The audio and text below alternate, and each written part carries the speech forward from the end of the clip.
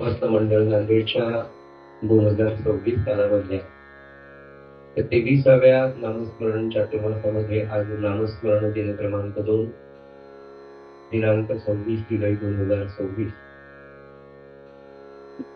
यामध्ये नित्याच्या सद्ग्रंथ वाचनामध्ये आज आपण श्रीमद भागवतातल्या एकादश स्कंदावर शांती ब्रह्मनाथ महाराजांनी जे एकनाथी भागवत निरूपित केलेलं आहे, लिहिलेलं आहे, त्यातल्या 10व्या अध्यायाला आपण कालपासून प्रारंभ केला. या श्रवणासाठी उपस्थित माता, बंधू, भगिनी सर्वांच्या चरणी विनम्र अभिवादन करूया आणि आपल्या नित्याच्या निरूपण सेवेला आपण सुरू. त्याच्यानं आपला कालचा विषय असा सुरू होता की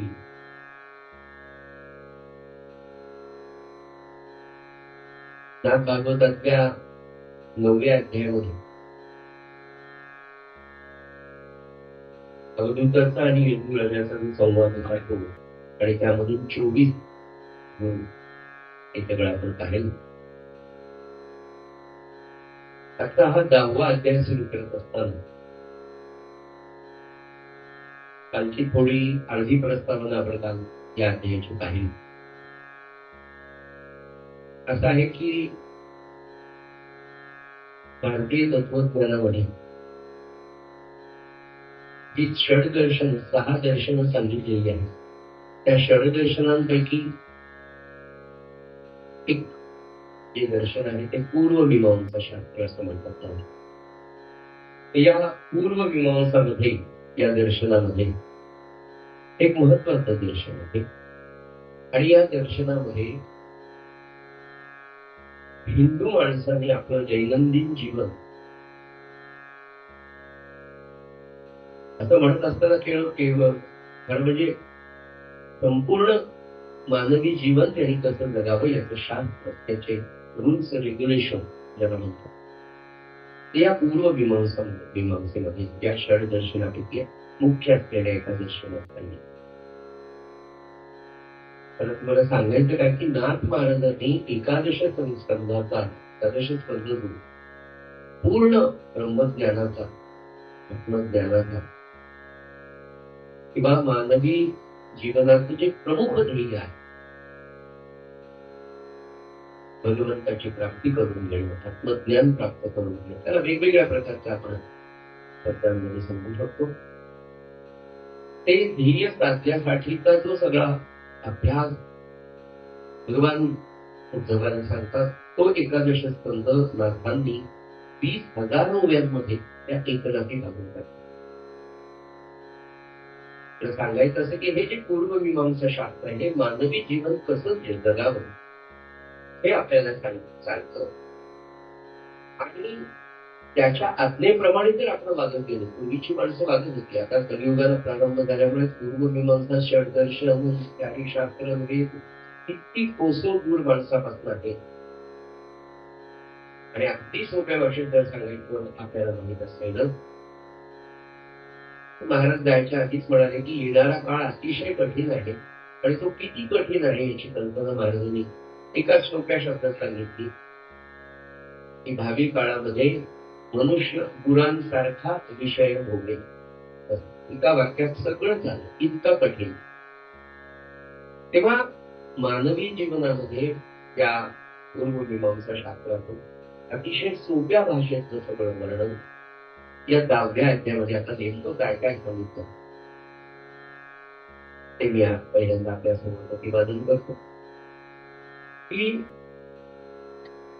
मानवी जीवन जगत असताना आपल्याकडे 4 आश्रम सांगितले: ब्रह्मचर्य, गृहस्थ, वानप्रस्थ आणि संन्यास. यातले पहिले 3 जे आहे, ब्रह्मचर्य, गृहस्थ आणि वानप्रस्थ, या 3ही आश्रमांमध्ये मानवी जीवनातल्या वैदिक कर्मांना फार महत्व, म्हणजे वैदिक कर्मानेच आपलं आचरण या 3 आश्रमामध्ये असलं असं मीमांसा काढतात. ते कशासाठी पुन्हा सगळं कशासाठी, जे म्हणून मी सांगितलं मनुस्मृती तुम्हाला नको, हे नको ते, आपण हे सगळं सांगितलं कशासाठी? तर मानवी जीवन सर्वार्थाने खऱ्या अर्थाने अगदी त्याच्याही पुढे जाऊन खरा शाश्वत आनंद त्याला अखंड प्राप्त व्हावा याच्यासाठी या सगळ्या गोष्टी आपल्याला शास्त्रकारांनी सांगितल्या. विपरीत काळ असल्यामुळे तो पटत आपल्याला पटत नाही, समाजाला पटत नाही. पण उत्कृष्ट समाज व्यवस्था जर काही असेल, एक आपण नेहमी सांगायचं जास्तीत जास्त फायदे आणि अत्यंत कमी तोटे असलेली जगातली एकमेव उत्कृष्ट आदर्श समाज व्यवस्था कोणी सांगितली तर म्हणूच. पण आज तो काळ म्हणजे तो पटत नाही, वेळ लागतो. प्रत्येकाचं एक काळ तसा आजचा विषय आहे की या तीनही आश्रमांमध्ये आपल्याला वैदिक कर्म सांगितलेली थोडासा सिद्धांताचा किंवा तत्वज्ञानाचा भाग आहे, जास्त मी तुम्हाला कळतं सोपं करून सांगायचा प्रयत्न. या तीनही आश्रमांमधल्या वैदिक कर्मांचा पुन्हा थोडासा भाग मी छोटं छोटं अगदी पटकन सांगतो मला की कर्मांचे पुन्हा 4 प्रकार आपल्याला 4 प्रकारची कर्म करावी लागतात. एक पहिलं जे कर्म आहे ते नित्य कर्म, दुसरं नैमित्तिक कर्म, तिसरं काम्य कर्म आणि चौथं निषिद्ध कर्म. अशी 4. यातून आपण जातो ते नित्य, फक्त आपल्याला माहित नसतं पण हे सगळं करतो. त्यातल्या निषिद्ध कर्मांविषयी शास्त्रकारांनी मीमांसाकारांनी असं सांगितलेलं आहे की निषिद्ध कर्म करूच नाही. त्याच्यावर आता जास्त चर्चा नाही, पण मानवी जीवनात मनुष्य हा सुखांचा फुकट अवधानाने किंवा अनावधानाने आपण चुकून काही निषिद्ध कर्म झाली तर मग भारतीय तत्वज्ञान भारतीय शास्त्र इतकं विशाल हृदय आहे, नव्हे इतकं संशोधक वृत्तीच आहे की त्याला सगळंच माहिती त्या मार्गाने जाताना काय काय अडचणी. माणूस म्हटल्यानंतर त्याच्या काय कंडिशन आहेत, त्याच्या काय मर्यादा आहेत. म्हणून शास्त्र असं सांगतं की समजा चुकून निषिद्ध कर्म एक पाप थोडक्यात निषिद्ध म्हणजे पाप कर्म करून नाही ते केलं झालं चुकलं. त्याच्यासाठी आदर्श आपल्याकडे कोण आहे? विश्वास. आपण ते पाहायचं. एकदा तपश्चर्या केली ब्रह्मासमोर आहे अप्सरा कामवासनेने गेली आणि मग झाल्यानंतर एवढी तपश्चर्या आपण 10,000 वर्ष तपश्चर्या केली आणि एका विकाराने आपण वायाला गेलो तो संपलं का जीवन? म्हणाले चुकलो. पुनश्च लक्षात आलं पुन्हा तपश्चर्येला प्रारंभ केला. मग क्रोधाने दुसऱ्या पुन्हा ती आली तिला जाणूनच टाकायचं म्हणजे मी क्रोधाने गेलो तपश्चर्या आपण करायचं नाही. म्हणून शास्त्रकार काय म्हणाले मीमांसाकार काय म्हणाले निषिद्ध कर्म जर झालं तर भगवंताचं नाम मनापासून घ्यावं, त्याच्या कानावर घालावं आणि पुन्हा ते करणारे असा निश्चय नवीन अशी प्रतिज्ञा करावी आणि भगवंताच्या नामात पुन्हा सदाचे निवावी. पुन्हा जर तुम्ही जीवन सुरू केलं तर ते झालेलं कर्म पाप कर्म निषिद्ध कर्म त्या कर्माने प्राप्त झालेलं पाप अगदी सोप्या भाषेत 100% सत्य महाराजांचं. आपल्याला कथा माहिती औंधच्या राणी आल्या. औंध कुंदुरेकर महाराज द्यात होते ना औंधची राणी आली ब्रिटिशांचं पान आणि ती आली आणि महाराजांच्या समोर बसली आणि तिला एकांतात काही महाराजांना गोष्टी सांगायच्या सगळ्यांच्या समोर सांगण्यासारख्या. इतका माणूस मोठा तितकी त्याची दुःख मोठी. त्याचं कारण त्याची पात्रता तितकी मोठी असते. राजा रजवाड्यांच्या घरातलं किचन पॉलिटिक्स भयानक असतं. त्यातून होणारी कर्म अत्यंत वाईट असतात आणि त्या राणी साहेबांनी महाराजांना स्पष्ट सांगितलं महाराजांनी इतक्या प्रकारची पात्रता केली की मला माहिती की माझा उद्धारच होणं शक्य नाही. तेव्हा महाराज काय म्हणाले हे सगळं त्यांचं डिस्कशन झालं. महाराज म्हणाले या रामासमोर तो विषय पुन्हा येतो की आपल्याला रामासमोर या. म्हणाले भाऊसाहेब तिथे भाऊसाहेब पाणी घेऊन घे. महाराजांनी आज्ञा भाऊसाहेब आधी जास्त दाखव तरीच पाणी आणि बाईला म्हणाले हातात पाणी द्या आणि माझ्या हातावर सोडा. पण म्हणाले आधी रामाला नमस्कार करा, रामाच्या पायावर हात ठेवून सांगा की पुन्हा मी हे कर्म कधीच करणार नाही. हे करा. राणीसाहेब इतक्या त्या पापकर्माने भेदरलेल्या असतात. त्यामुळे मला तुम्ही सांगाल तसं मी करतो. रामाच्या पायावर हात ठेवला, म्हणाले पुन्हा मी असं करणार नाही. ते उलटतेने महाराजांच्या हातावर सोडलं. महाराजांनी 3.5 कोटीचं स्वतःचं पुण्य तिला दिलं आणि स्वतःच्या हातावर पाणी सोडलं. आणि भाऊसाहेब म्हणाले एक अर्ध्या तासानंतर महाराजांचं सगळं अंग भाजून काढल्यासारखं काळ काळ. भाऊसाहेब म्हणाले काय झालं? महाराज म्हणजे भाऊसाहेब हे साधं पाप म्हणजे राजवाड्याचं पाप आहे. 7 दिवस महाराजांची चर्या कशी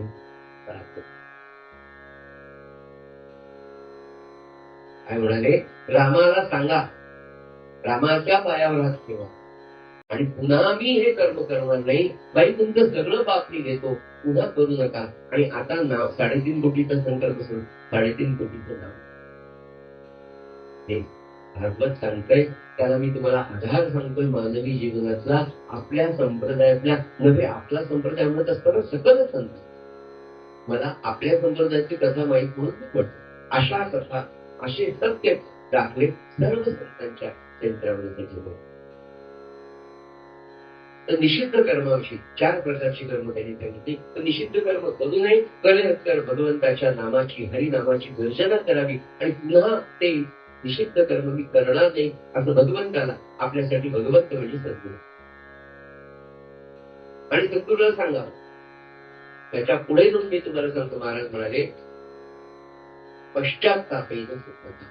पश्चाताप झाला आणि पुन्हा ते कर्म आपण करणार नाही असं जर सांगितलं तर महाराज म्हणे ते पाप मी लिहितो. पण पुन्हा असं वागू नये.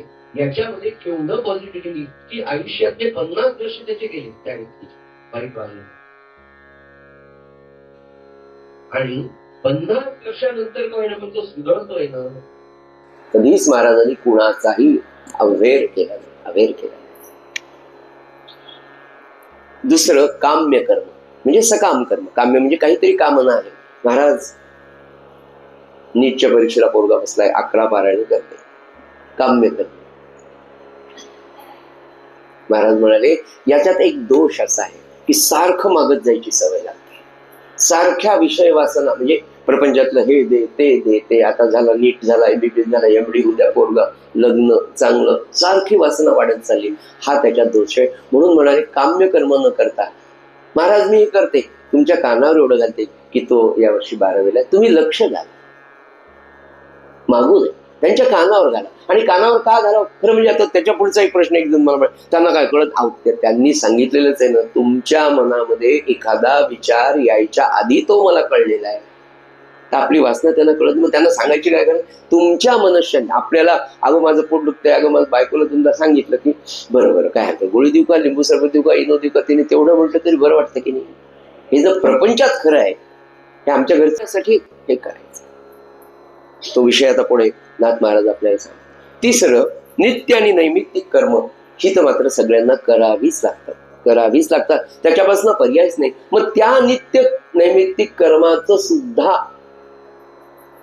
आपल्याला बोजा होऊ नये, ते कर्म सुद्धा आपल्याला लागू नये म्हणून नाथ महाराज असं सांगतात नित्य आणि नैमित्तिक कर्मामध्ये सुद्धा सारखं कृष्णार्पण म्हणत आहे. म्हणून आपल्याकडे आपण जी सगळ्यांनी मिळून एक सवय लावून घेतली सत्संगामुळे आपल्या की त्यांच्या काना महाराज भाजी आणतो, महाराज बँकेत जाऊ, महाराज आज लेक्चरला चाललो, महाराज कसं आहे कृष्ण, हे म्हणजे सांगणं करणं म्हणजेच कृष्णार्पण आहे. महाराजांच्या कानावर प्रत्येक गोष्ट घालणं म्हणजे आता माझी जबाबदारी संपली. म्हणजे काय तर माझं मी रोज थोडस ते इरेझर असतं की नाही, चित्र काढतात बोल पुन्हा खोडतात, पुन्हा काढतात, पुन्हा खोडतात, तसं माझं मी पण आपल्याला खोडून टाकायचंय, ते कमी करायचे, अहंकृती संपवायची, त्याच्यासाठीच सज्जन आहे.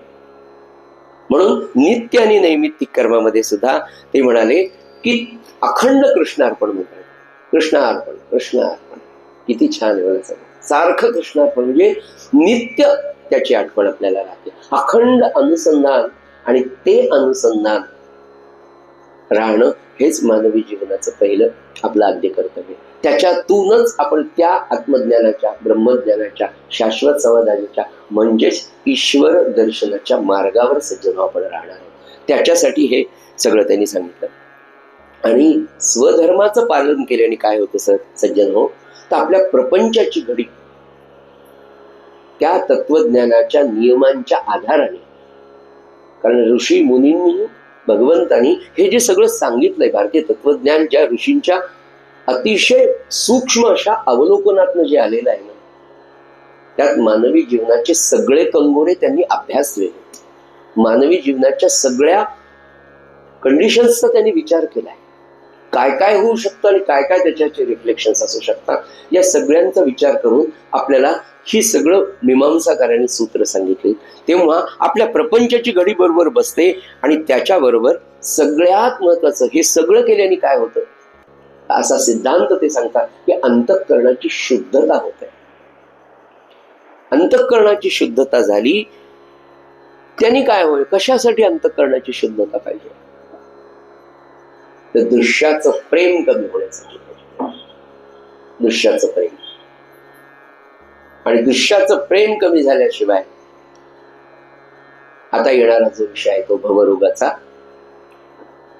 तो आपल्याला कथन करायचा आहे. महाविषय सगळा या 10व्या अध्यायामध्ये नाथ महाराज आपल्याला सगळा समजून सांगणार आहे की या सगळ्या कर्मांचा याज्ञिक आणि कर्मश्लोक जे आहे, नाथ महाराजांनी अतिशय सूक्ष्म त्याने अभ्यास करून याज्ञिकांच्या आणि कर्मश्लोकांच्या चुका कशा आणि कुठे होतात याच्यावर सुंदर प्रकाश या 10व्या अध्यायामध्ये. मला सांगायचं काय, हे सगळं सांगायचं, हे सगळं या 10व्या अध्यायामध्ये आता येणार आहे. आणि अत्यंत सोप्या, सहज, तुम्हा आम्हाला जमण्यासारख्या गोष्टी नाथ महाराज या अध्यायातून आपल्याला प्रतिपादन करणार. सज्जन हो, मुख्य जो भाग आहे मानवी जीवनाचं, जे मुख्य ध्येय मी म्हटलं तुम्हाला, मी म्हणजे संत, सकल संत सांगतात की आत्मज्ञान, ब्रह्मज्ञान, शाश्वत समाधान, ईश्वर दर्शन, हे सगळे एकच. तर हे सगळं प्राप्त करण्यासाठी स्वभावता काय होतं की आपली जी सगळी कर्म ही सगळी जड आहेत. थोडासा सिद्धांताचा भाग आहे, पुन्हा अजून सोपं करून सांगतो. तर या सगळ्या नित्याच्या जड कर्मांनी आत्मज्ञानाची प्राप्ती होणं फार कठीण आहे, नुसत्या कर्मांनी. म्हणून त्याला एक छोटी सवय, पण ती अत्यंत महत्वाची असते, ती म्हणजे कृष्णार्पण. कृष्णार्पणाच्या मागचा मुख्य उद्देश आहे अखंड अनुसंधान. तर ते साधण्यासाठी म्हणून आणि त्याच्यातून बाहेर येऊन त्या आत्मज्ञानाच्या मार्गावर चालण्यासाठी, त्या आत्म्याची ओळख होण्यासाठी, अजून थोडासा अवघड शब्द किंवा अवघड नाही पण जरा वेगळा वाटणारा शब्द असा आहे की त्या आत्म्याला कसं झोंबायचं, कसं पोचायचं त्याच्यापर्यंत, हे फक्त सद्गुरू सांगू शकतो. आत्मज्ञानाच्या मार्गाचं जे गणित आहे, त्या आत्म्याला कसं झोंबायचं हे फक्त आणि फक्त आपल्याला सद्गुरू शिकवतात. आणि त्यानंतरचं कर्मवर्णन सगळं या अध्यायामध्ये आपल्याला नाथ महाराज सांगणार आहेत.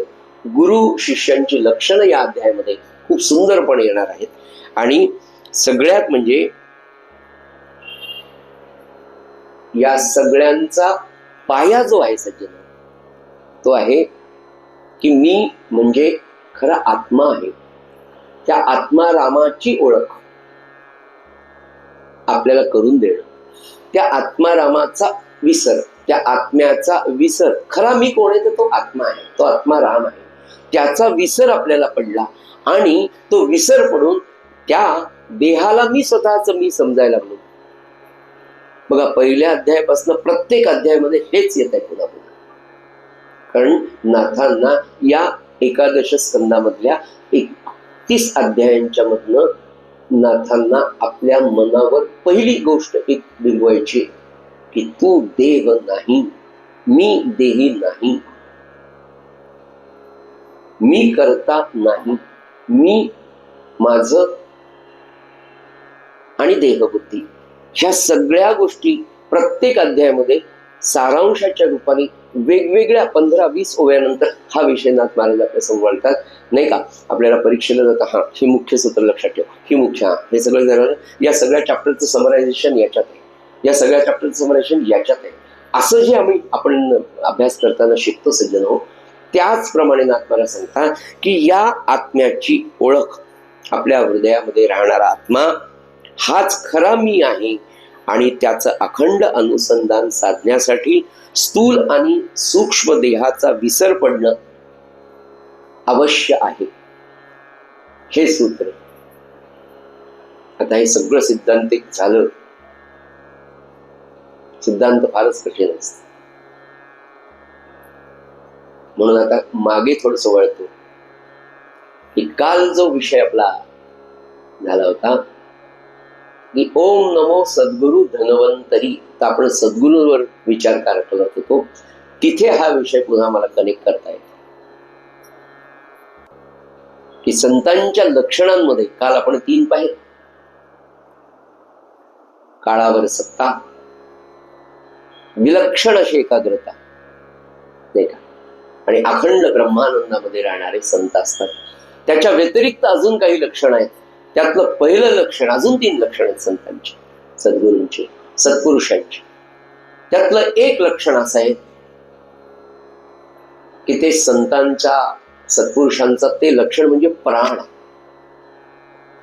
आणि ते संतांचं लक्षण काय सज्जन हो, तर ते आहे मी करता हा भावच त्यांच्याकडे नसतो. कर्तेपणाचा अहंभाव, कर्तेपणाचा अभिमानच त्यांच्याकडे नसतो. हे सूत्र इथे नाथ भागवतातल्या सिद्धांताशी कनेक्ट होत आहे.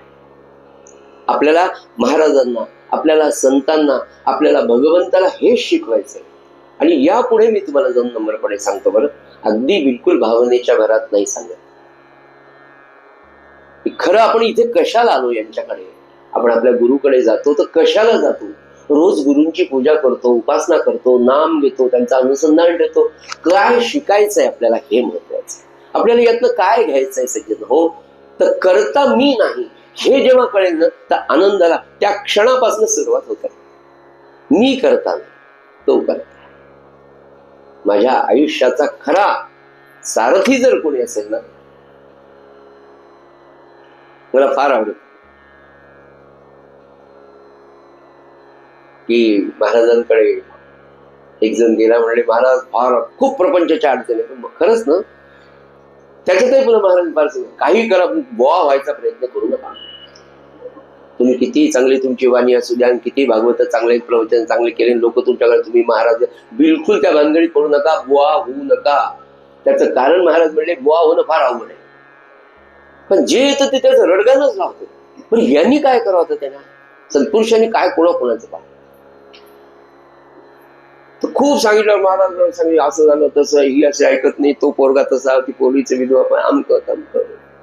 काय करू म्हणजे मला सुचत नाही, इतके वर्ष झाले, पगार आहे, आमकंय तमकंय, पण झोप येत नाही, असं नाही तसं. बरं, महाराज म्हणले भगवद्गीता कधी वाचली का?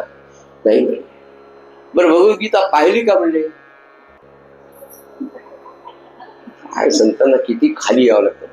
भगवद्गीतेचा निदान ग्रंथ तरी पाहिला का? म्हणाले कुठल्या मुश्किलीने म्हणलं हो पाहिलं. पाहिलं म्हणलं महाराज तिसरा प्रश्न विचार, काय त्याच्यात? भगवद्गीतेच्या चित्रावर, समोरच्या चित्र काय सांगावं म्हणजे, आता झेंडा सांगावं का, त्याच्यावरचा मारुती सांगावं? तर म्हणले रथ आहे बा. हा महाराज म्हणजे अर्ध्यावर, आता माझं बरंच वाचलं. रथ पाहिला, रथ चालवतोय कोण? म्हणे भगवान. आतमध्ये कोण बसले? अर्जुन. बस काय केलं म्हणे अर्जुनाने? ते म्हणजे रथ त्याच्या हातात दिला. म्हणजे कोणाच्या? भगवंताच्या. सगळ्या 5 घोड्यांचे लगाम कोणाच्या हातात आहे? म्हणजे भगवंताच्या. आतमध्ये कोण बसला? अर्जुन. कोणाचा रथ आहे? अर्जुनाचा. चालवतोय कोण? भगवंत. मग अर्जुनाचा रथ एवढ्या महाभारताच्या महायुद्धामध्ये 18 दिवस जर भगवान गोपाल कृष्ण चालू शकतात, तुझा प्रपंच सोपा आहे नाही का? म्हणजे त्याला हो म्हणे, मग दे ना त्याच्या हातात. किती छान सांगितलं. काय संतांनी, हे कोणत्या ग्रंथात असेल का? संतांची वाणी अमृतवाणी असते, भगवंताची वाणी असते. तिथे आमच्यासारख्या नोट्स काढून ते काही शिकवत नाही. गेले लेक्चरला जातात नोट्स काढून, असं नाही. ते तिथे जे येतं ना, ते असं आतून आलेलं असतं आणि ते परमात्म्याच्या कडून तो परमात्माच असतो. नाही, मला सांगायचं काय की इथे येऊन शिकायचं काय आपल्याला सगळं. महाराज नेहमी म्हणायचे गुरुपौर्णिमेचा उत्सव झाल्यावर पण फार मला दुसरं काही येतच नाही महाराजांची. एवढा मोठा गुरुपौर्णिमेचा उत्सव झाला, ते पुण्यातले 2-4 लोक, माफ करा, खरोखर पुण्याचे होते आणि गोंदवल्यात गेले. गुरुपौर्णिमेचा उत्सव झाला, 7 दिवस तिथे राहिले, मस्त गोंदवल्यात, मस्त. आता बोलायचंच काम नाही, झालं सगळं झाल्यावर दर्शन घेऊन निघाले. महाराज म्हणले आता कुठे चालला, निघालात का? महाराज म्हणले, महाराजांना विचारलं, महाराज निघू का? हो निघा म्हणले. आता कुठे? महाराज म्हणले आता घरी चाललात का? नाही म्हणले, शिखर शिंगणापूरला चालला. महाराज म्हणले इथे पोट भरलं नाही. एकच वाक्य भरलं, इथे समाधान झालं नाही का? आता शिखर शिंगणापूर, मग तिथून पंढरपूर. नाही, पंढरपूरला जाऊ नका असं नाही म्हणून म्हणायचं, किंवा महाराजांनाही तसं म्हणायचं. सध्या खरं म्हणजे परमार्थ म्हणजे दगदग नाही, अस्वस्थता नाही, चिंता नाही, तळमळ नाही, हे संपणं म्हणजे परमार्थ. इतके उपवास करते, जीवाला त्रास देते, 3 वेळा खात नाही, 1च वेळा खाते. महाराज म्हणले जीवाला त्रास, उपवास पेक्षा खरा उपवास म्हणजे त्याच्या जवळ वास, जो नामाने राहतो, तो केला की बस खुश. ते महाराज उपवास करू नका असं नाही, आपण तर काही उपवास नाही, जे उपवास करतात ते वंदनीयच आहे, कारण भगवंतासाठी ते करतात. भगवंताच्या आठवणीत उपवास जर होत असेल, ते बगरीच्या आज काय वडेच छान झाले होते आपल्या, आमचा उपवास असा असल्यामुळे महाराजांनी आमच्यासाठी ते सांगितलं. असं सूत्र आपलं असं चालू होतं की ते असं सांगतात की मी जो देही आहे, मी आणि माझेपण, या 2 गोष्टी संपवणं संतांचं जे लक्षण मी तुम्हाला सांगत होतो की संतांचं प्राण आहे ते लक्षण. आणि त्यांचा प्राण काय की करतेपणाचा अभिमानच नाही. आणि आपल्याला हे शिकायला इथे महाराजांकडे यायचंय. गोंदाला असेल, खेरडा असेल, देहू असेल, आळंदी असेल, समर्थांचं ठिकाण असेल, कोणत्याही सद्गुरूंकडे आपण जातो तिथे कशासाठी सज्जन जायचं, तर आपल्याला हे शिकायचंय की माझं मी पण मला जाळून टाकायचं, माझ्या मीपणाची वासनेचं तळपट करून टाकायचं. आणि हे शिकण्यासाठी म्हणून आपल्याला इथे यायचंय. किती म्हणजे महाराजांचे एक शिष्य होते, अगदी जवळचे शिष्य. महाराज त्यांच्या घरी गेले तर त्यांच्या पत्नी अतिशय आजारी होत्या. संधिवाताचा विलक्षण असा त्रासदायक असा त्रास त्यांना सुरू होता. महाराज गेले, बसले. त्यांचा मुलगा बऱ्यापैकी मोठा होता, 22-24 वर्षाचा. आणि त्याच्या पाठीवर राज्य म्हणले, बाळ तुझ्या आईला राम बरं करील बर. कोण म्हणतंय? महाराज म्हणले. आणि काय सांगताय? तुझ्या आईला राम बरं करेल.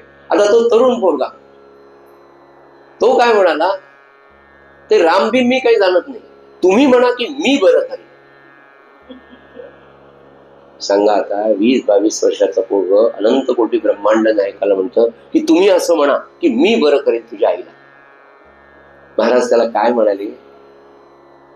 किती शांती हो, शांती ब्रह्मच, किती शांती.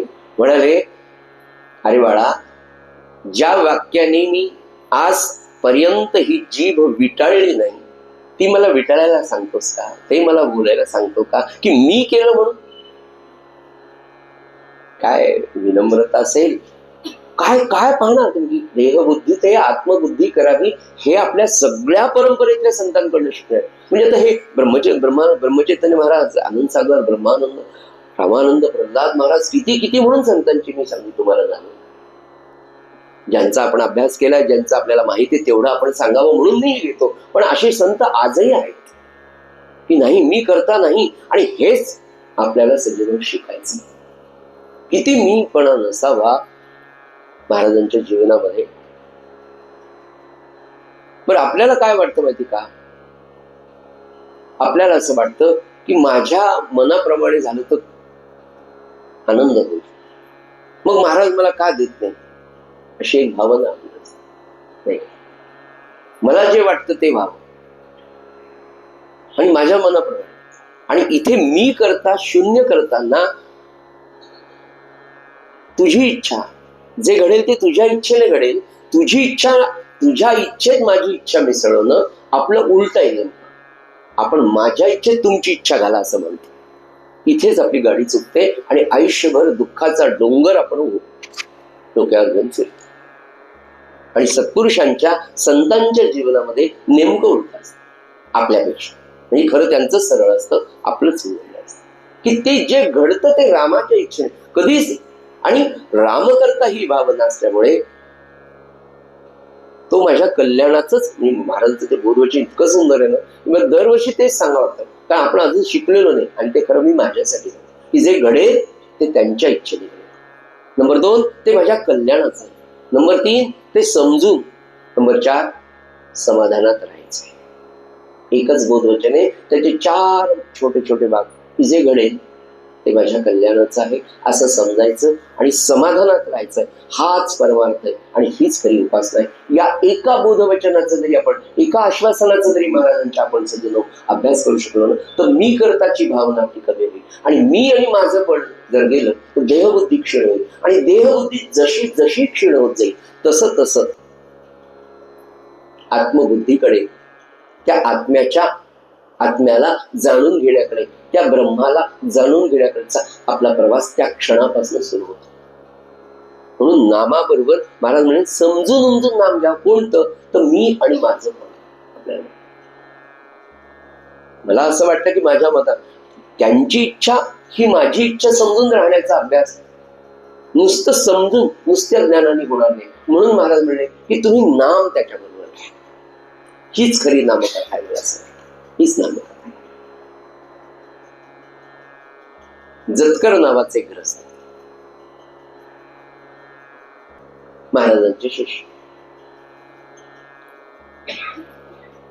मला सांगायचं काय की मला असं वाटतं की माझ्या इच्छेप्रमाणे जर झालं तर ते सुखाचं ठरेल असं मला वाटतं. आपल्या सगळ्यांनाच वाटतं. नाही होऊ द्या ना महाराज, त्याचं लग्न झालंच पाहिजे, माझ्या लेकरा, माझ्या मुलीचं लग्न झालं.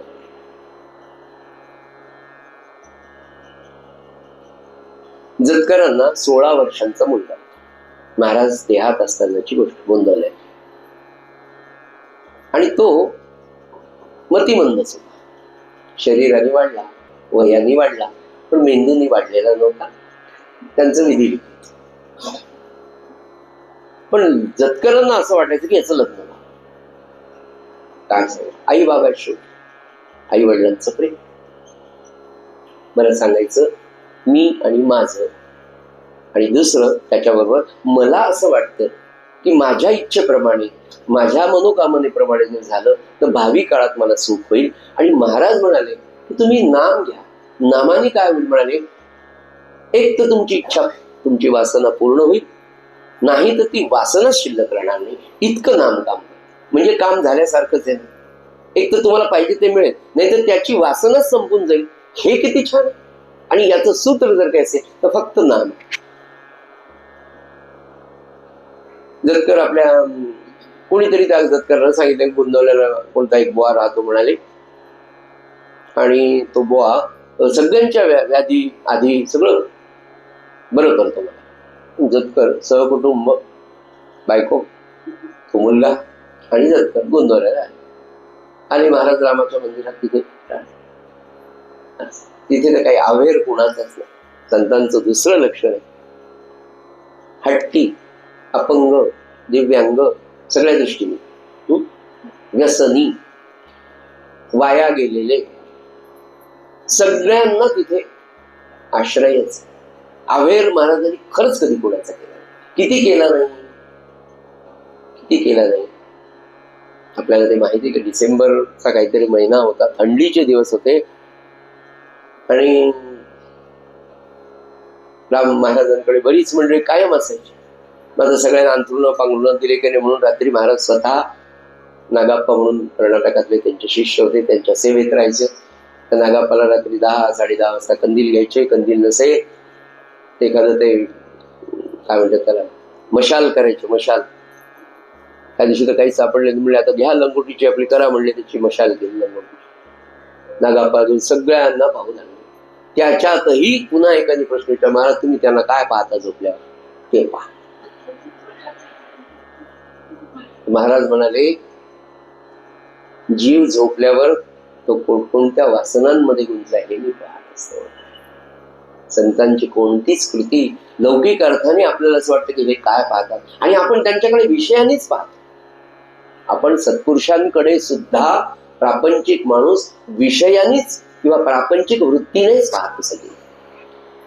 तर महाराज असे पाहत होते. पाहता पाहता दूरपर्यंत गेले तर त्या ओढ्याकडे, गोंधळाच्या मागे जिकडे आता ब्रह्मचैतन्य मौन साधना परिसर आहे, त्या ओढ्याकडे जाताना एका झाडाखाली महाराजांच्या शिष्याचा एक तरुण मुलगा एका बाईला घेऊन झोपलेला होता रात्री, आणि त्याच्या अंगावर काहीच नव्हतं. वेगळ्या अवस्थेमध्ये दोघे झोपलेले होते. थंडीचे.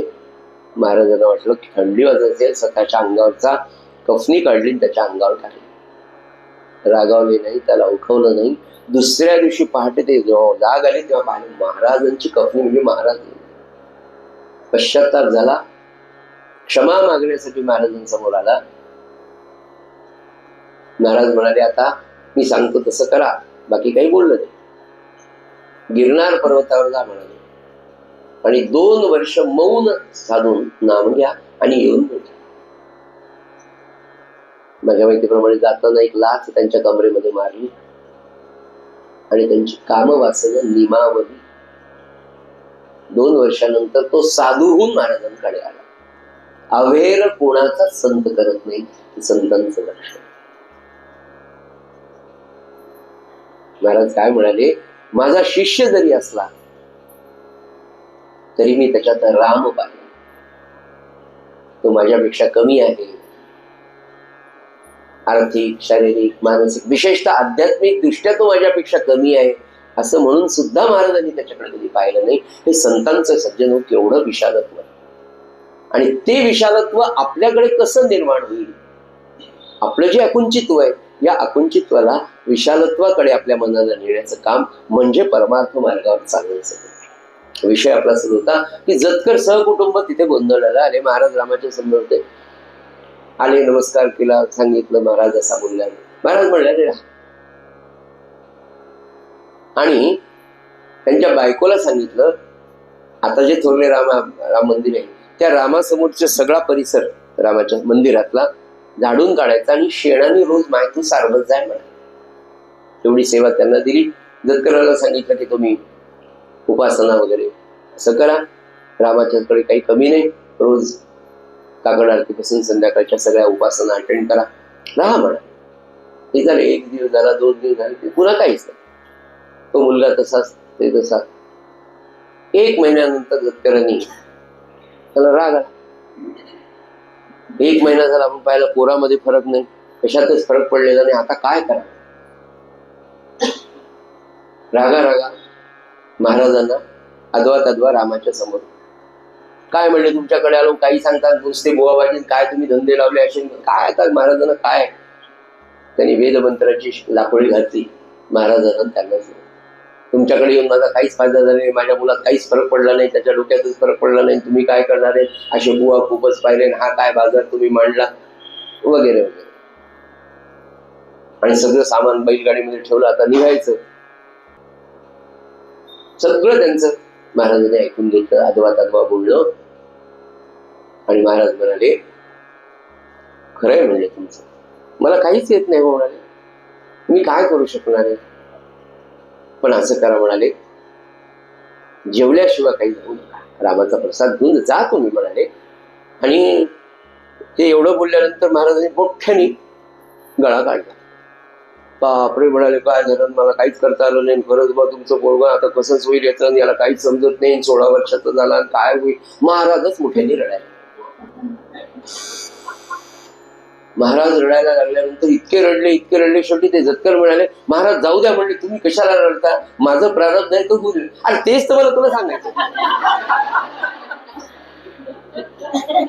तुम्ही कशाला रडता म्हणे, माझं प्रारब्ध त्याचं प्रारब्ध असेल. आणि मग त्याला भोजन घातलं, भोजन प्रसाद दिला. आणि जाताना काय म्हणाले, त्याला पोचवायला गेले बरं तिथपर्यंत त्याच्या बैलगाडीला. आणि जाताना त्यांच्या पाठीवरून हात फिरून आले, जतकर एक सांगतो तेवढं ऐका, याचं लग्न करू नका. त्यांना बुद्धी झाली. जतकरांनी एका मुलीशी त्यांचं लग्न केलं. लग्न झाल्यावर 1 महिन्यातच तो मुलगा. मला सांगा, मला जे वाटतं की माझ्या मनाप्रमाणे व्हावं आणि महाराज ते घडू देत नाही, मग माझी इच्छा खरी का त्यांची इच्छा खरी? पण त्यांच्या इच्छेमध्ये माझी इच्छा मिळवणं हे किती चांगलं आहे. सकल संत असंच करतात की त्यांच्या इच्छा, आणि किती समर्थ सद्गुरू प्रल्हाद महाराजांच्या जीवनचरित्रातली तीच कथा मला पुन्हा वेगळ्या संदर्भाने सांगावं लागतं की 5 दिवसात 4 मृत्यू झाले. तुझी इच्छा, तुझी इच्छा, तुझी इच्छा. त्यांच्या इच्छेत आपली इच्छा मिसळली आणि पुन्हा एक शब्दही काढला नाही, कारण त्यातून माझं काहीतरी कल्याणच होणार आहे. हे विधिलिखित आहे, हे समजून घेणं, याला मी करता मी माझा मी मारून टाकलं सज्जनो, हेच आपल्याला शिकायचं. आणि हे जर आपण शिकलो की नाही, जे घडेल ते त्याची इच्छा आहे. आणि सगळं धीर संयम आयुष्यामध्ये, तितिक्षेला जे आपण 9व्या अध्यायामध्ये तितिक्षा पाहिली, जी तितिक्षा आहे, सहनशीलता आहे ना, आणि त्या संयमाचा जो आयुष्यातला भाग आहे तो फार महत्वाचा. कितीही मोठं संकट येईल, ते आहेत, ते आहेत, तो आहे, तो आहे, तो माझा पाठीराख आहे, तो मला सांभाळणार आहे. हे एकच महाराज काय म्हणाले, काय सांगितलं, साध्या बोलण्याचा मानवी जीवनात तर आधार वाटतो. साध्या बोलण्याचा, अरे काही करणे करतो, मी तुझ्या बरोबर आहे, जाऊ आपण, करू आपण, नको काळजी करू. असं रात्री झोपताना जरी कोणी आपल्याला म्हणलं, उद्या जाऊन पाहू ना आपण, तू राहा, मी तुझ्या बरोबर. एवढ्या साध्या वाक्याने मानवी जीवनात एकमेकांना जर आधार मिळतो, तर महाराज म्हणाले, माझा प्राण, ज्याला मी नाम असं म्हणतो, जो माझा प्राण आहे तो मी दिल्यावर त्या नामावर तर तुमचा विश्वास ठेवा. किती नम्रतेने सांगतात की जो नाम देतो त्याच्या दारात मी कुत्र्यासारखा लोळत पडतो. हे महाराजांचं आश्वासन आहे, आश्वासन. हा अभ्यास या नाथ भागवताच्या निमित्ताने की ज्ञानी पुरुष, सत्पुरुष, सद्गुरु, संत हे या पद्धतीने आयुष्यभर राहतात आणि त्याच्यातूनच देहबुद्धी ते आत्मबुद्धी करावी. आणि ती झाल्याशिवाय देहबुद्धी जशी जशी मी, अरे नाही, मी हा देह नाही, देहासाठी किती आपण करतो सगळं, किती करतो. म्हणून काल जो पहिली होती, ओम नमो सद्गुरु धन्वंतरी, ज्याची दृष्टीच निरुज करी, त्याच्या वाचोनी संसारी, भवरोगू दुरी न करावी. त्याच्याशिवाय कोणीच करू शकत, दुरी न करावी. आणि इथे मग हे सगळं होत असताना नाथ महाराज सज्जनो, मानवी जीवनात काल आपण पाहिलं की सत्पुरुषाचं, सद्गुरूंचं स्थान हे अनन्य साधारण आहे. आता इथे नाथ महाराज या अध्यायाच्या सुरुवातीला आपल्या सद्गुरूला धन्वंतरीची उपमा देतात. आणि ती उपमा का देतात म्हणाले, संतांचं असं मत आहे सज्जनो की आपल्या मनाची अवस्था कायम अस्वाभाविकच असते, कधीच स्वाभाविक नसते. आपल्या मनाची फार नाही, ते फार वेळ अतिशय चांगला विचार करत, अगदी घट्ट विचार करत, फार थोडा वेळ की लगेच पुन्हा पळते मार. चंचल हे म्हणून रामापायी लावा, म्हणून त्यांनी सांगितलं, अरे तिथेच ठेव त्याला, तिथेच ठेव त्याला, येऊन त्याच्या पायाखालीच ठेवतात. महाराजांना म्हणून, महाराज माझं म्हणणं असेल तुमच्या दोन्ही चरण कमलाच्या दोन्ही अंगठ्याच्या खाली असं दाबूनच ठेवा, अशी वासना उमटताच कामा. रोज मानस पूजेत ही प्रार्थना करा.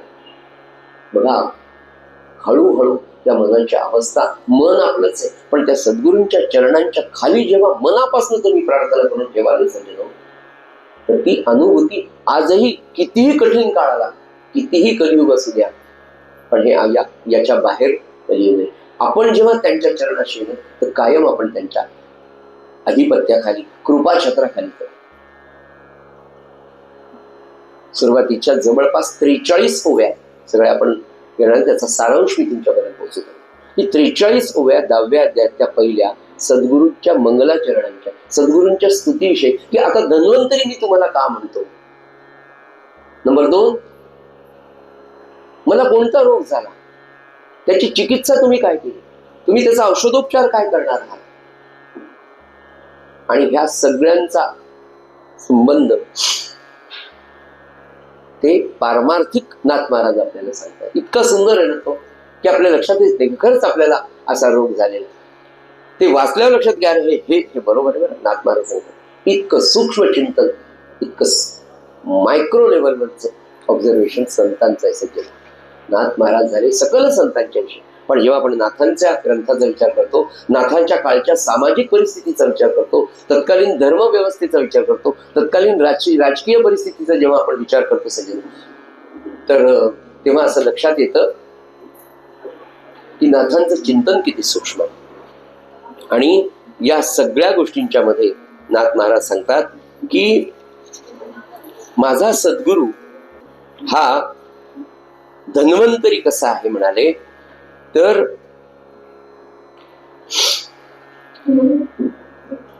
भवरोग मला झालाय म्हणाले. भव म्हणजे काय, दोन अर्थ त्याचे येतात. भव म्हणजे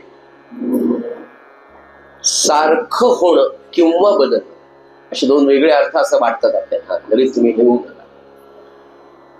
सारखं होणं आणि किंवा बदलणं असा भवाचा अर्थ होतो. नाथांनी इथे जो अभिप्रेत केलेला सांगितलेला. त्यामुळे बदलणारी वस्तू कशी असते, कन्व्हर्शन सायन्स आपल्याला सांगतं, every matter convert into one form into another form. एका फॉर्म मधनं दुसऱ्या फॉर्म मध्ये ती सारखी कन्वर्ट होत राहते. But energy mass remains constant in the universe. या विश्वामध्ये ऊर्जा आणि वस्तुमान हे सारखंच असतं. आईन्स्टाईन ते आपल्याला पटकन पटकन ते खरंच असणार. आता आईन्स्टाईन सुद्धा हे व्हायला लागलं, त्याच्याकडे लक्ष. पण संतांनी सांगितलं असं कसं असेल, ही आपली बुद्धी अशा प्रकारे असं. तर बदलणं म्हणजे अशाश्वत आहे, शाश्वत नाहीये. कोण, हा भव. या भवाचा अर्थ बदलणं, अशाश्वत असतं.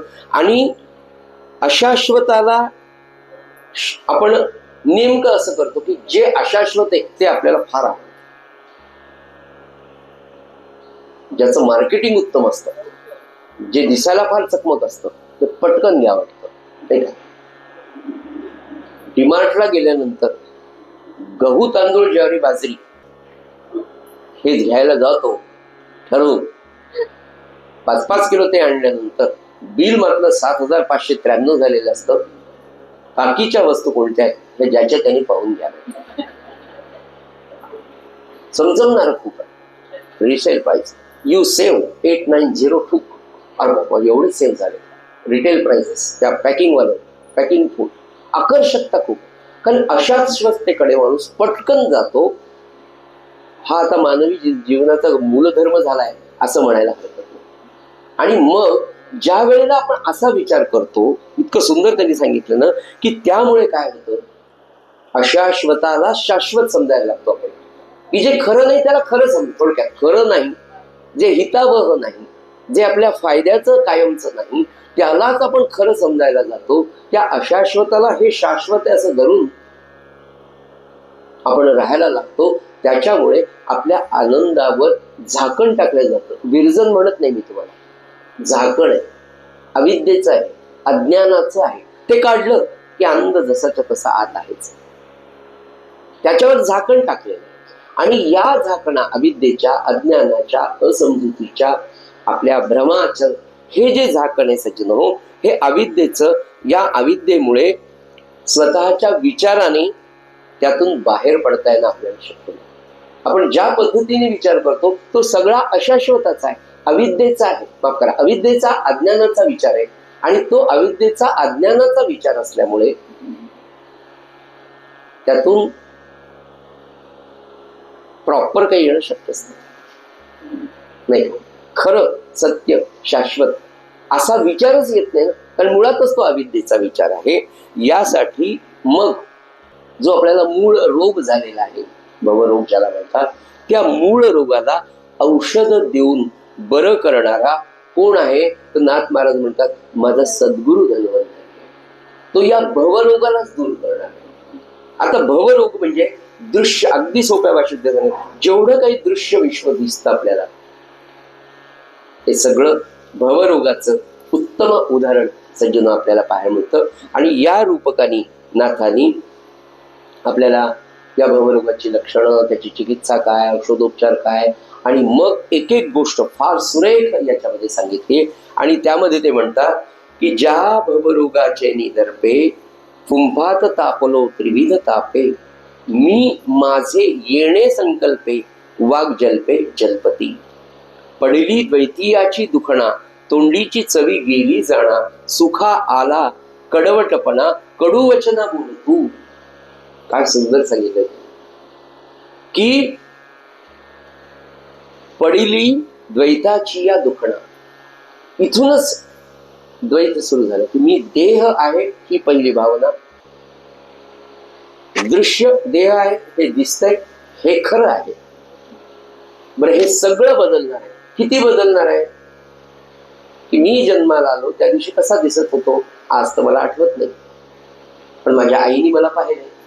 6 महिन्याचं बाळ, 1 वर्षाचं बाळ, 16 वर्षाचं बाळ, लग्न झाल्यानंतरचा बाळू,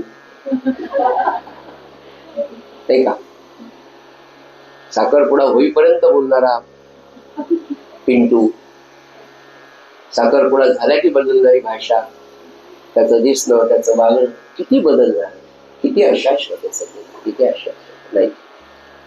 मग मी जर इतका बदलतो तर हे दृश्य विश्व किती झपाट आहे. आणि परिवर्तन हा सृष्टीचा नियम, परिवर्तन हा सृष्टीचा नियम आहे. त्यामुळे ते सारखं बदलत राहणार आहे. या बदलण्यामध्ये जे काही सायन्सच्या बाबतीत जे कॉन्स्टंट आहे, so many variables are there but something is constant in the universe. What is that constant?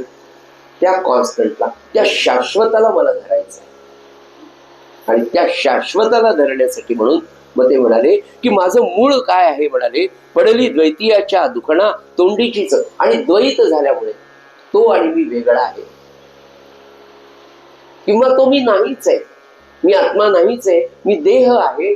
या द्वैतामुळे तो आणि मी वेगळा असल्यामुळे मग हे द्वैत मला अनेक ठिकाणी दिसतं. कुठपर्यंत की मी कुणाशी, म्हणजे आधी प्रपंचाच्याच गोष्टी आपण बोलूयात मग परमार्थाकडे जाऊ. परमार्थात सुद्धा मला माझं कोणी वाटत नाही. ज्या आईला लग्न होईपर्यंत माझ्या आईशिवाय माझं विश्व नव्हतं, मला दोष स्त्रीला द्यायचा नाही, पुरुषाला द्यायचा नाही, वृत्तीला द्यायचा नाही, की त्यालाच महाराजांच्या प्रवचनात कालपर्यंत अत्यंत प्रिय वंदनीय असणारी आई लग्न झाल्यानंतर काय वाटायला लागते हा शब्द सुद्धा मला सांगावा वाटतो. इतका बदल त्या वृत्तीमध्ये होण्याचं कारण द्वैत आहे. आणि त्या द्वैताच्या दुखणेने नाथ महाराज म्हणले की चवच गेली हो, तोंडाची चव गेली. नुसती चव नाही, ताप आल्या. आता त्याला ते सांगायचं की ताप आलाय तुला, भवरोगाचा ताप आहे, नाही का. भगवंताच्या प्रेमाचा अनुताप वेगळा आहे आणि भवरोगाचा ताप वेगळा, नाही का. आणि या तापामुळे काय झालं म्हणाले, या दुखण्यामुळे माझ्या तोंडची चव गेली. आणि माझ्या तोंडची चव गेल्यामुळे तापेनंतर चव जाते आणि चवीनंतर कडवटपणा येतो. बर, इथेच थांबत नाही नाथ महाराज म्हणले. हा कडवटपणा, द्वैताच्या भावनेने आलेला कडवटपणाचं रिफ्लेक्शन मानवी जीवनात काय येतं. वाणी कर्कश गोड गोड नन, वाणी कर्कश गोड बोल कदा, ना ध्यान ना ज्ञान ते. कडवटच बोलतो माणूस, गोड बोलतच नाही. म्हणून ना इतकं नाम घ्यावं, इतकं नाम घ्यावं. महाराज म्हणाले एक विशिष्ट नाम झालं तर वाणीला बोलवाय. बाबांच्या प्रवचनात नाही, इतकं नाम व्हायला पाहिजे. केवळ वाणी गोड होण्यासाठी नाही, आपला उद्धार होण्यासाठी. त्याचा एक साईड चांगला इफेक्ट त्याचा आहे. म्हणाले की वाणी गोड. आणि ते म्हणाले मूळ आता लक्षात घ्या पुन्हा पारमार्थिक दृष्ट्या की माणूस कडू का बोलतो. द्वैताची फार मोठी भावना त्याच्यामध्ये असते. तो कडवटपणा त्याच्या जिभेवर राहतो आणि त्या कडवटपणातूनच तो कडवट बोलतो. कटू वचना बोलतो, जेथे वाजिजेनी सन्निपाते, विवेक हानोनिया लाते, उमरडोनी धैर्य होते, वासना वनाते हिंडती. या कडवटपणामुळे मानवी जीवनात क्षणाक्षणाला तो आपले शत्रू तयार करतो. नवे नवे महाराज म्हणून म्हणाले काही अंतःकरण दुखू. महाराज म्हणाले आयुष्यात मी एकच व्रत केलं, म्हणाले कधीही कुणाचं अंतःकरण दुखू नये. एवढं वाक्य जरी आपण लक्षात ठेवून त्याला रोज 1% आपण स्वतःला बदलायचं ठरवलं तर उत्तर आयुष्यापर्यंत किंवा याच्यापर्यंत आपण नक्कीच खूप झालो की मला नाही दुखवायचं, मला नाही दुखवायचं कोणाला. महाराज म्हणाले, तुम्ही जेव्हा एखाद्याला खालून पाडून बोलता, त्याच्या अंतःकरणात जो भगवंत, त्याचा जो आत्मा आहे तो भगवंत आहे म्हणाले, तुम्ही त्याला दुखवल्यासारखं. आपलं बोलणं साधंच आपल्याला तुम्ही काय बोललो त्यांना असं नाही, त्याचं अंतःकरण दुखलं म्हणाले. आणि ते म्हणाले, मी एकच व्रत आयुष्यात केलं आणि ते व्रत म्हणजे मी कुणाचं अंतःकरण दुखवलं नाही. आणि ते अंतःकरण ते का दुखवू शकले नाही याचा जर मागोवा आपण गेल्याचं तर तिथे द्वैताची भावनाच नव्हती, तिथे तो कडवटपणाच नव्हता, तिथे ती चव गेलेलीच नव्हती. आणि माझी ती चव गेली, माझ्या जिभेला तो कडवटपणा पारमार्थिक दृष्ट्या जो आला तो द्वैताच्या भावनेने आला. आणि माझ्यातला या जिभेवरचा कडवटपणा माझ्या वाणीतनं बाहेर जर पडत असेल तर तो अगदी पहिल्यांदा प्रापंचिक दृष्ट्या मला नुकसान करणार आहे आणि पारमार्थिक दृष्ट्या तो माझं कल्याण कायमच त्यांनी होणार आहे. मग याचा विचार नाथ महाराज म्हणाले या 10व्या अध्यायाच्या निमित्ताने या 3ऱ्या ओळीमध्ये आपण आज केलेला आहे. झालेली सेवा समर्थ सद्गुरु नाथांच्या आणि सद्गुरुनाथांच्या चरणी आपण अर्पण करूया. थोडा वेळ झाला, शेवटची प्रार्थना घेऊन मग उपासना करू. पाऊस सुरू असल्यामुळे आपल्याला बाहेर जायचंच नाही. 7:10 आपली उपासना संपते, मग प्रसाद घेऊन आपण जाऊ. श्रीराम. तत्पूर्वी त्याच्यानंतर सव्वासातला कीर्तन पण आहे. तर म्हणजे आता काही लोकांना एकदम एवढं सांगितलं तर बाप्पा बाप्पा आता आलं तर पॅकच करून पॅकेजेस घेतले असं होऊ नये. आनंदाने 4 महिने सगळ्यांनी यावं, जेवढं होईल तेवढं यावं, आनंदाने यावं, हा एक भाव आहे. सज्जनो, मानवी जीवनातल्या कोणत्याही कठीण प्रसंगी आपण सजग कसं असावं, आपला धीर सुटू नये याच्यासाठी नाथ महाराजांनी आपलं मानवी जीवन अत्यंत आनंददायी कायम असावं, दुःखाच्या प्रसंगात सुद्धा आपला धीर सुटू नये म्हणून एक अभंग दिलाय. तो आपण प्रार्थनेच्या रूपात घेऊया. श्रीराम. आवडीने भावे हरी नाम घेसी, आवडीने भावे हरी नाम घेसी, तुझी चिंता त्यासी सर्व आहे, सर्व आहे. आवडीने भावे नको खेद करू कोणत्या गोष्टींचा, नको खेद करू कोणत्या गोष्टींचा.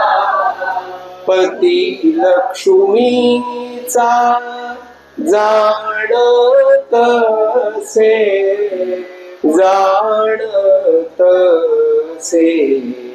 आवडीने भावे सकल जीवांचा करीतो सांभाळ, सकल जीवांचा करीतो सांभाळ. तुझ मोकलील ऐसे नाही, ऐसे नाही. आवडीने भावे जैसी स्थिती आहे तैशा परी आहे, जैसी स्थिती आहे तैशा परी आहे. कौतुक आहे संचिताचे, संचिताचे.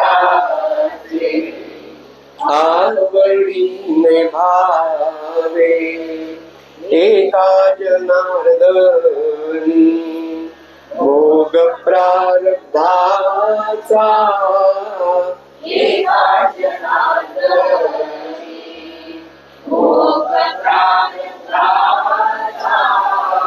हरी कृपे त्याचा नाश आहे, नाश आहे. आवडीने भावे हरी नाम घेसी, तुझी चिंता त्यासी सर्व आहे, सर्व आहे. आवडीने भावे, आवडीने भावे, आवडीने भावे. सद्गुरुनाथ महाराज की जय.